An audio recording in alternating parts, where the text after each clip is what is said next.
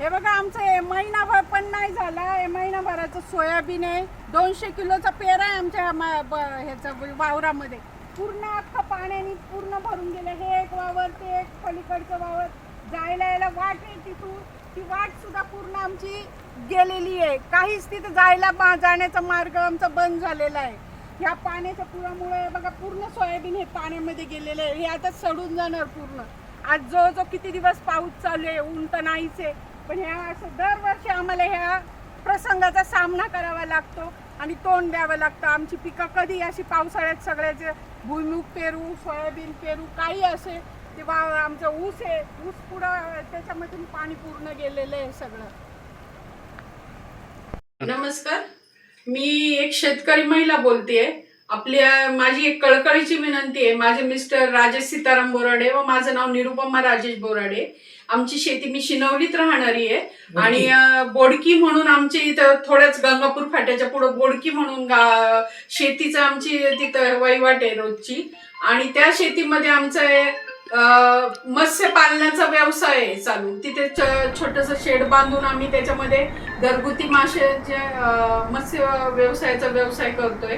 पण आम्हाला अशी आज हे झालीये, आज नाही म्हणता येणार, पण आज दरवर्षी एवढं पाण्याचा प्रभाव आल्यामुळं आमच्या शेतीचे तर नुकसान होतेच आहे. आता महिनाही झालं नाही, आम्ही सोयाबीन 240 किलो, 167 गट नंबर आणि 169 गट नंबर अशा ह्याच्यामध्ये आम्ही पेरणी केलेली आहे.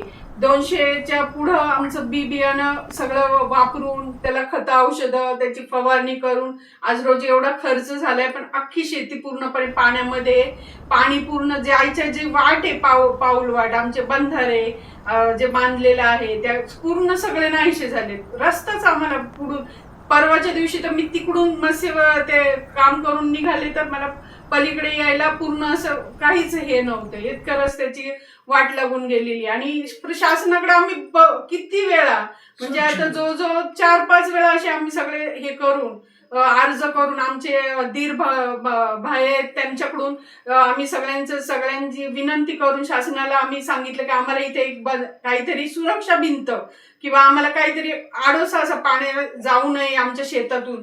काही वेळेला आमचे डामासकट, आमचे कलिंगड, टोमॅटोचे डाम सगळं वाहून गेलेलं आहे. पूर्ण शेती, काही पीक राहत नाही. प्रशासनाला मी विनंती करते की आमचं असं नुकसान दरवर्षी होतंय, याला काहीतरी एक पर्याय काढावा ही माझी कळकळीची विनंती आहे. आजपर्यंत आम्ही कर्ज काढून सगळे शेतीचे बियाण्याचा जो खर्च होतोय किंवा त्याला फवारणीला जे औषधं लागतायत, कर्ज काढून सगळं आम्ही हे करतोय. त्याच्यासाठी प्रशासनाने याच्यावर खूप अत्यंत गंभीरपणे लक्ष द्यावं. आणि हे असं पुढं जर चालत राहिलं तर आमची पुढची पिढी तरी काय करणार. पूर्ण कस मातीचा निघून चाललेला आहे. जे शेतात आपण खत टाकतोय ते सुद्धा त्या पाण्याच्या प्रवाहाद्वारे सगळं वाहून जाते. आणि नुसतं गबाळच आम्ही खाणार का आता ह्या वेळेला.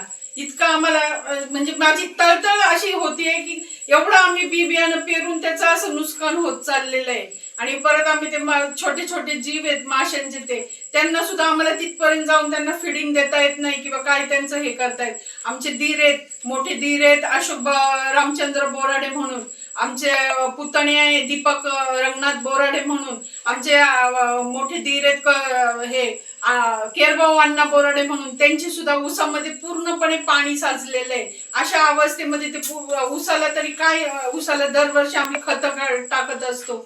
त्या खत, झाडं लावलीत आंब्याची, मी आता 150 झाडं लावलेली, आंबा लावलाय, आवळा लावलाय, ते सुद्धा पूर्णपणे माझं वाहून गेलेलं आहे. आता या नुकसानाची भरपाई मी कशी भरून काढू. आणि हा मुलगा आहे तिथं वाडीतच राहणारा, हा मला रोज जोडीला कामाला असतो. आम्ही जीव मुठीत घेऊन तिथं पलीकडे जातो.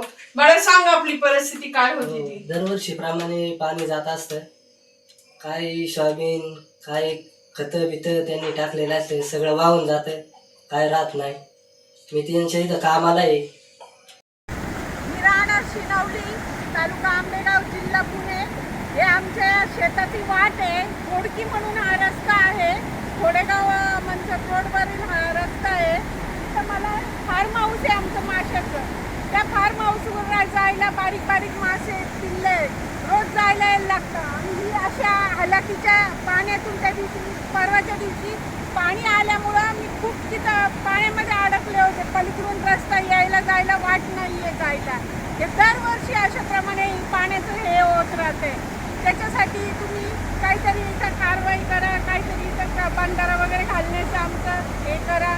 आम्हाला दरवेळेला इथे जायला शेतातून पलीकडे अडकलो तर तिथून यायला नाही. ते आमचं फार्म हाऊस आहे, तिथे पत्र्याचं शेड आहे, तिथं माशांचे सर्व टाक्या बिट्या घरात पाळणाऱ्या मस्त. आपल्या परिसरातील बातम्या पाहण्यासाठी आजच आमच्या स्टार मराठी डेली न्यूज चॅनलला यूट्यूबवर सबस्क्राईब करा, लाईक करा आणि बेल आयकॉन प्रेस करा.